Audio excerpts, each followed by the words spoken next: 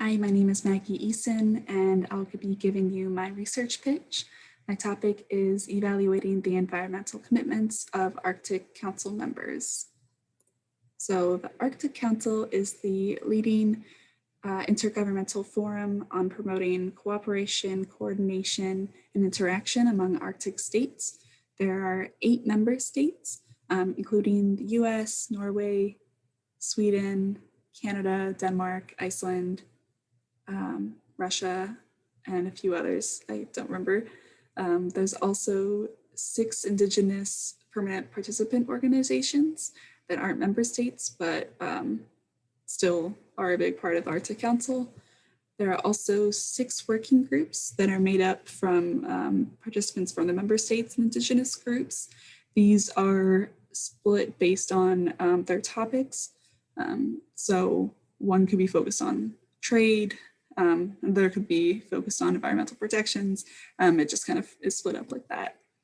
The Arctic Council is non-binding in nature, so any agreements that they come to, states aren't bound to it unless they create a binding agreement outside of that or choose to implement its findings into their policies. This relates to a couple different topics. One is environmental governance, which is pretty broad. Another is international governance, which is also pretty broad. And there's also conversations around Indigenous communities and as well as natural resources, which can often compete with environmental governance. My research question is, how does the 2019 Environmental Impact Assessment, EIA, from the Arctic Council reflect the recent environmental Arctic policies of council members? I think this is an important research question because it ties in a lot with climate change, which is only getting worse, and it's felt a lot heavier in the Arctic region. Climate change is progressing 2 times the rate as it is the rest of the world.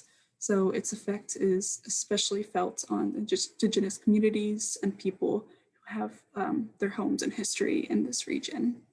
So that's kind of the importance of it. My method and data, it will be 2 different discourse analyses. One is of the Arctic EIA project that came from the Arctic Council and its Sustainable Development Working Group. This project is, I believe it's a survey, but also I believe it has some of its data from interviews as well. And this basically outlines different environmental mitigation strategies that are happening within the field of Arctic environmental protections, and it's showing how effective they are, where there's room for improvement. It's basically an assessment of a lot of different things within that. And it's also a discourse analysis of the Arctic Council members' foreign policies towards the Arctic region. So it's taking their foreign policies, combing through them, and looking for information that either relates to the assessment from the Arctic Council, or if it contradicts, seeing what the relationship is between those. My tentative argument and conclusion, I believe this project will bring attention to the disconnect between expert advice and policy, and how those two usually don't align as well as they should. And this could also highlight the need for more focus on environmental regulations, especially in this area. It'll also contribute to ongoing discussions of non-binding international councils and then how that can impact the international community, whether it does impact the international community. And additional thoughts on this research builds on my GLOA 615 project, which had different methods and data with it. So I tried to change that.